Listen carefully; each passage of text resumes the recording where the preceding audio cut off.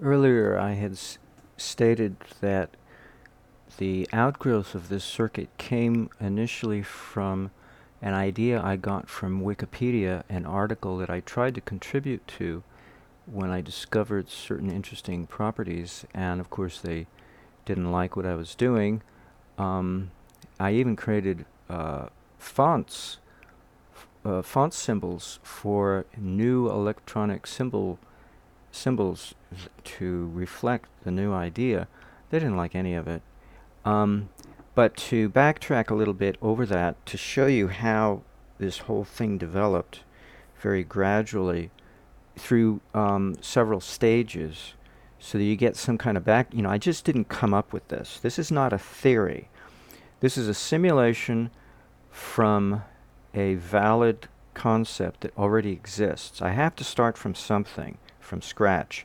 My days of theorizing are over. Those were the days of Paul Falstad, because his simulator encourages theorization because it's an idealistic setting having nothing to do with reality.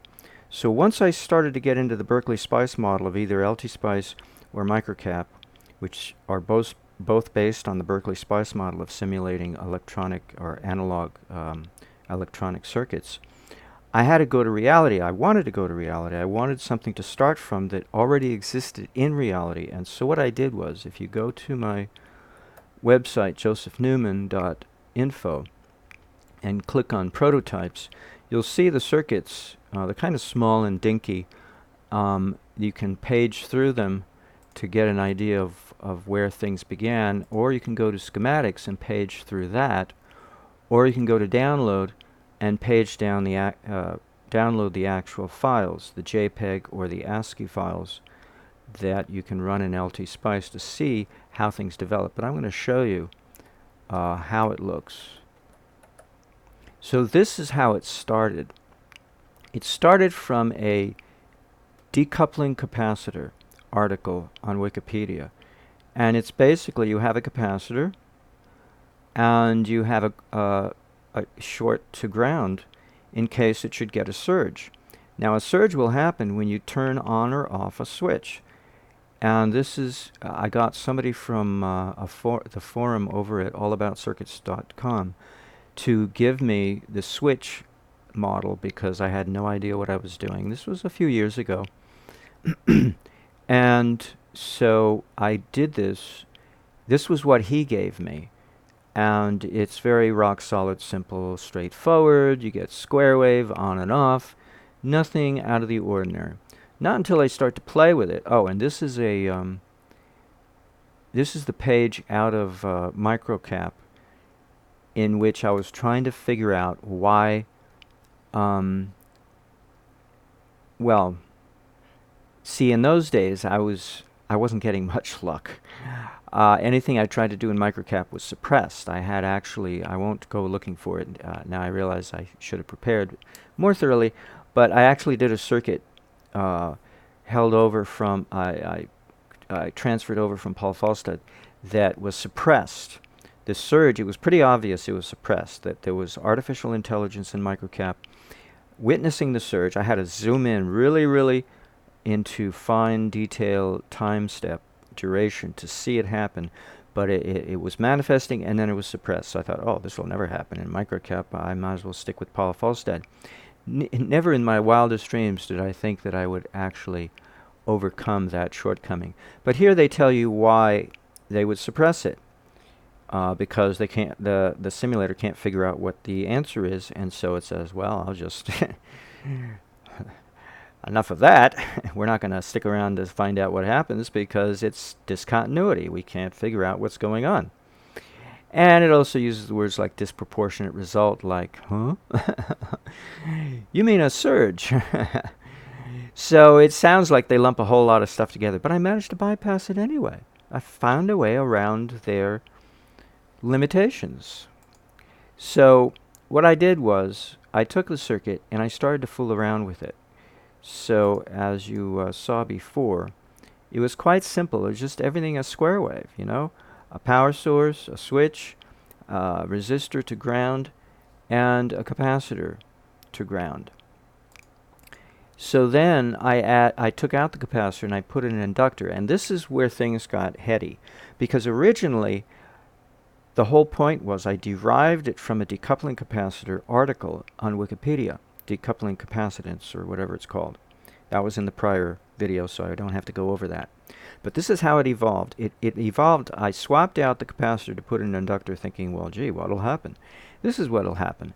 And that's when I went into, I believe they had a separate article at the time, which they have since merged, all because of my meddling. It was called Shielded Inductors. And I thought, hey, once I got into the mechanics of this thing, I realized what I was doing. If that was decoupling a capacitor, this is shielding an inductor. And so I started making changes to their article on shielded inductors, giving a link reference to some article somewhere on the internet or something, and I think that's where they took issue with me. But this is how it developed.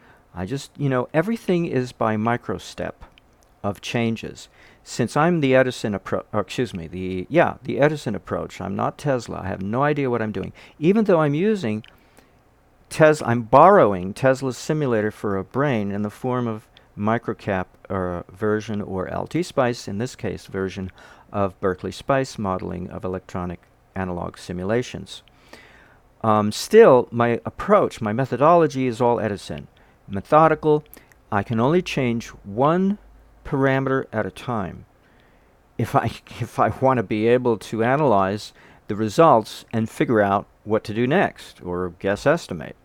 So, and it's excruciatingly painful, the amount of workload involved, because I can only change one parameter.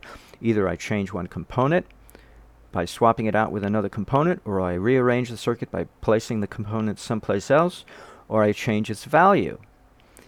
Regardless, if I make more than one change at one time, how am I supposed to know what I did and what I should do next?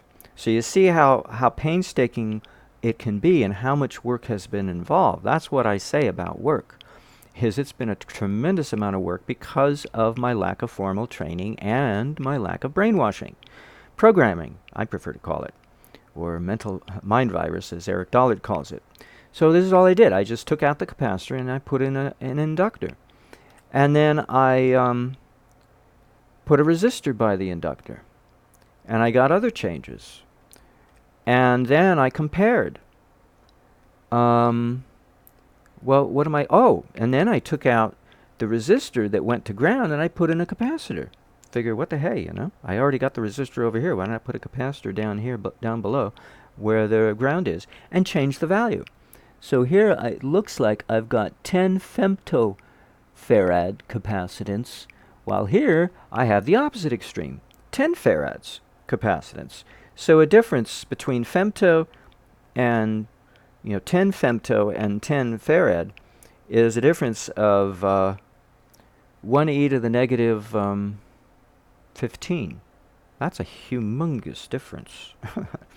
And look what happens. The circuit behaves differently. Versus, and then I mark off when the switch is on, when the switch is engaged, on, or off I should say. Right, when it's off versus when it's on. And then the duration in between. I believe that's what this is over here. That's what this arc is, the duration in between.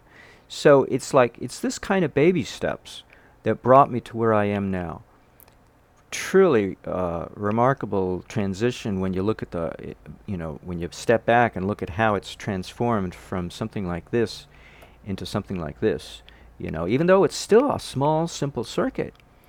Because I'm Mr. Simpleton. I am so dumb. Everything has to be simple.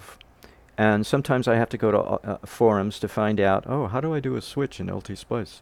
And they give me the switch model, and I say, thank you. And then I go and turn the forum upside down, and the moderator has to come in and shut down the forum because I use the word over unity. If you had read the EULA when you registered, you would have seen there are rules against certain words you do not use on this forum, and over unity is one of them. Can you imagine that? Over unity is a forbidden word at the forum over at allaboutcircuits.com. I won't say the name of the moderator. I don't have to name names, but she closed down my message thread because my posting thread, because I mentioned I used the word over unity. It's like, Hello? What word am I supposed to use? That's, to the point, one word that explains the matter so I don't have to use a paragraph like they did in the 1800s. I used to go visit the UCLA Research Library when I was a kid and read books from the 1800s. It's horrible. It's horrible. It's like you're being crucified because they take a paragraph to use what nowadays we would just go boop and that would be it. But they gotta spell it out. They don't have diagrammatic mentality, so they gotta use words, and plus they don't have the vernacular we have today. So it's like, oh, it's horrible. That's why I love simulators. It shows you a graphic, and you got the circuit, and you figure it out what I'm trying to do. Why do I have to explain everything? So, and then I do more comparisons and analysis and variations and changing various other parameters. I just go through and I have fun with this thing. Switch on versus switch off. What's the comparison? Because the whole point of the original article on Wikipedia of decoupling capacitors is to decouple the circuit from a surge condition if it should arise. And the best way to create a surge is a switch model that somebody over at allaboutscircuits.com gave me that will magnify a surge. That's the whole point. It's this model right here, this switch model right here, will create a small transient that is temporary. That's why it's called a transient. And it leaps up, a big spike, and then it dies out. So it was my chance to study transients in the environment of LT-Spice. It was my first attempt or approach, successfully I might add, to actually get a chance to study transients instead of just blowing up the circuit. Because I did that before in LT-Spice. Microcap didn't allow me, like I said before, at that point in my evolution of learning. It suppressed it, but LT-Spice does not suppress transients. It allows you to do them. Of course, they don't allow you to hook up 5 solenoid coils on a single, or 4, I should say, on a single mutual coupling arrangement. So that was a limiting, hampering factor, but I didn't bump my head against that limiting factor at that time because I didn't come up with this circuit at the time. So I was lucky not to have to worry about that problem. But they did allow me to run a circuit, a very simple circuit, to study transients. And the Wikipedia article gave me a basis upon which to simulate a transient in LT-Spice and study it at the same time, because I've done other circuits, and I remember what they are, and I won't get into it, that actually created transients, but they were in LT-Spice, but they were so explosive, they were like e to the plus, I don't know, 51 or something, and it was bizarre. I mean, there was no way you can regulate it, manage it, get anything useful out of it, let alone study it. Because the whole point of studying a transient in a simulator is you get to zoom in the time frame so that you can see what's happening and analyze it. Not just the fact that you didn't blow up anything in the real world and you didn't get shocked with hyper voltage, but also the fact is you can change the time frame that you can't do in the real world. You can't say, put everything on hold like one of the Star Trek episodes from the early days, or the movie Cashback, where the guy does the same thing. He snaps his fingers or something, and because he's sleepless for a year, having broken up with his girlfriend, and he figures out he has the superpower now that he's single and celibate, that he, besides the fact he can't sleep for a whole year, he can stop time and freeze everybody and everything around him. Even things flying through the air get frozen.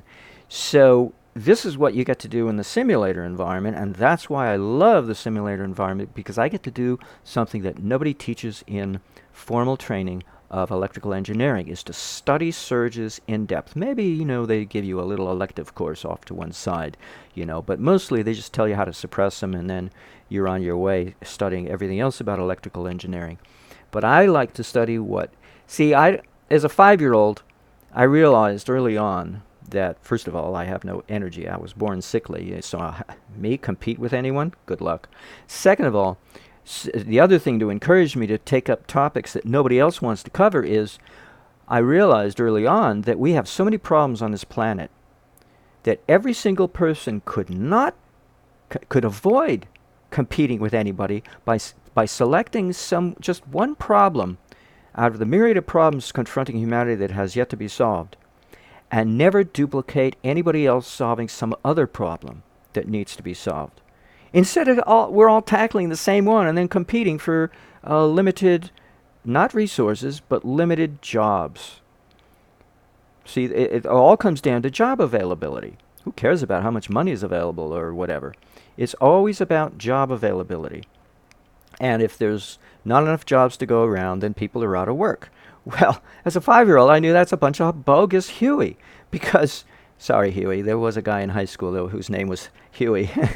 But it's a bunch of bogus lies, because there are enough problems on this world to solve to keep everybody happily busy without anybody duplicating anybody else's endeavor to solve that particular problem, and still have problems left over to solve.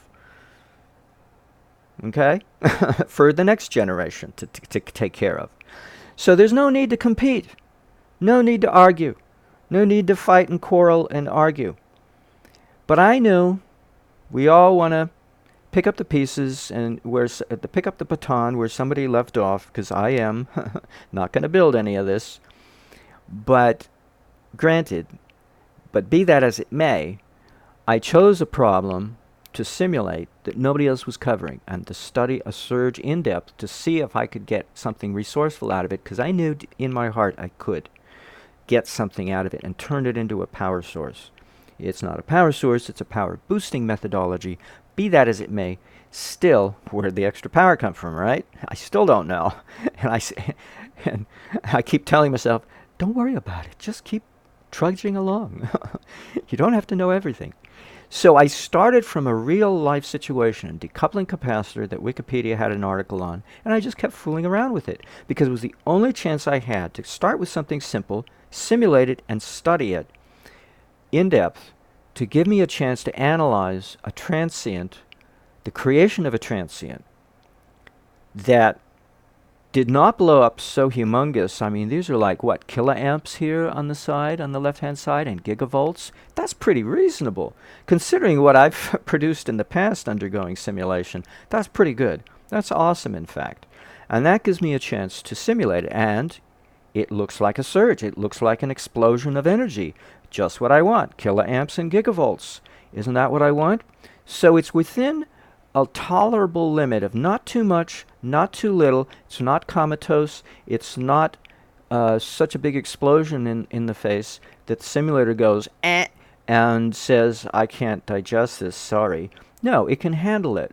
You know, in the real world, I wouldn't be able to handle this, but the simulator can handle it. If it can handle it, then I can proceed forward and conduct my self-learning environment.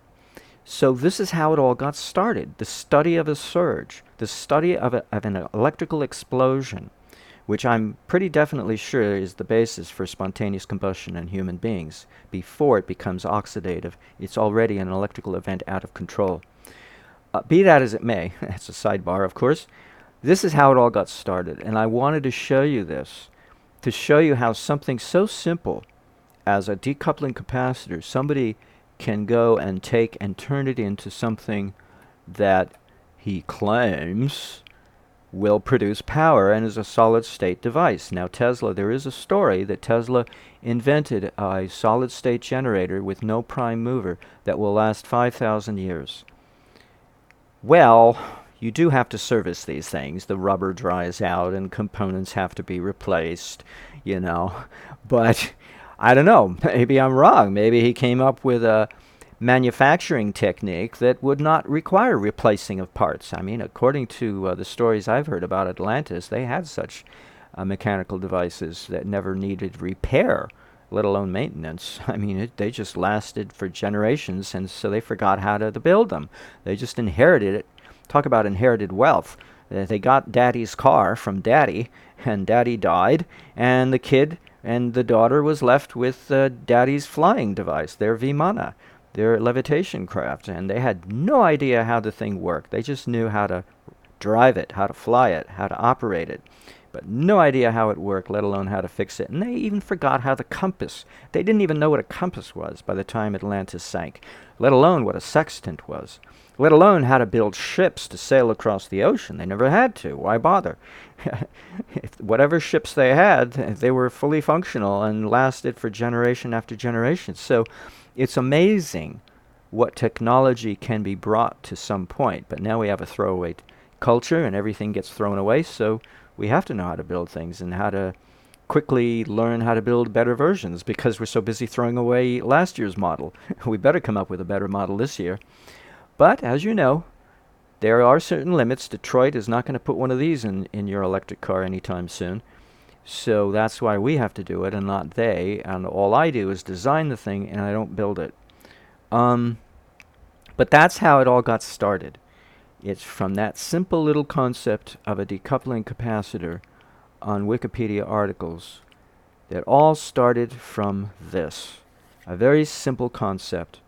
And how more simple can you get from a simple beginning, you know? So there you go. There you got the history behind the circuits. You can hopefully appreciate the amount of workload involved. It's been hours. You know, I don't have a life, right? So all I do is work on this because I wanted to make sure I did get a life. Well, it doesn't look like I'm going to. So my goal has not been reached. Oops. But hunger is a strong motivating factor, as a neighbor of mine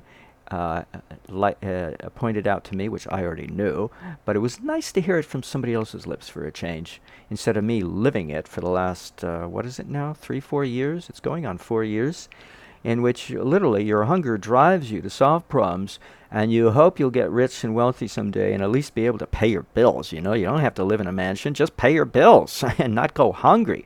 Good grief, I don't like going hungry, and that's why I allocate my money I prioritize the allocation of my funds, my limited funds, so I don't have money left over to build anything. But because simulating is free. LT Spice, demo version of Microcap, it's all free. And I got plenty of time, so I keep myself up nights and days doing stuff like this and work myself silly to the bone, so I don't need more work. Thank you very kindly. I have no expertise anyway in how to deal with testing devices, you know, all kind of oscilloscopes and whatnot. I don't know any of that stuff. I possess a generator, a frequency generator, but it's somewhere tucked away in storage. I don't even know how to operate the darn thing. So, you know, it's not my area, as John Travolta says in the movie Michael. It's not my area. It's a great movie. People ask him, "Oh, can you please bring this dog back to life?" It's not my area. What? Don't tell me it's not your area. Do it anyway. And he does it, and then he dies. You want me to do that and die? Because trust me, I'm sure I'm being watched and carefully monitored. So, you know, will you please advise us? We're a little village down here in South America, and we need an advisor. No, I write books. I don't advise. Never heard from the guy again. Good, because I don't give advice. Are you kidding? Not this kind of advice. Sorry. It is a high priority controlled subject matter that, yeah, I don't need to be another, what's the guy's name? Stanley Meyer, you know? I don't need to end up like him. No, thank you. Oblivious to what might happen. Oh, I'm quite aware of what could happen if I got serious and started, even if I went and built it and didn't tell anyone. Even if I didn't tell you. And I built it and installed it in my car and drove around my little neighborhood. I don't think so. I wouldn't even go that far. Nuh-uh-uh. Nope, no way. You're not going to tempt me.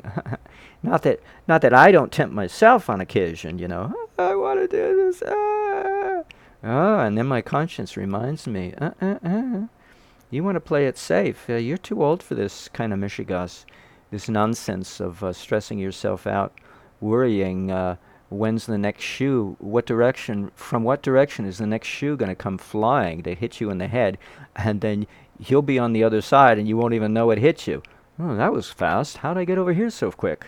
Oh, look at you, heavenly angels. Oh, there's my grandparents greeting me. Hey, what are you doing here? Am I dreaming? No, you're dead. Oh! Do I get to go back? No, your body's emasculated.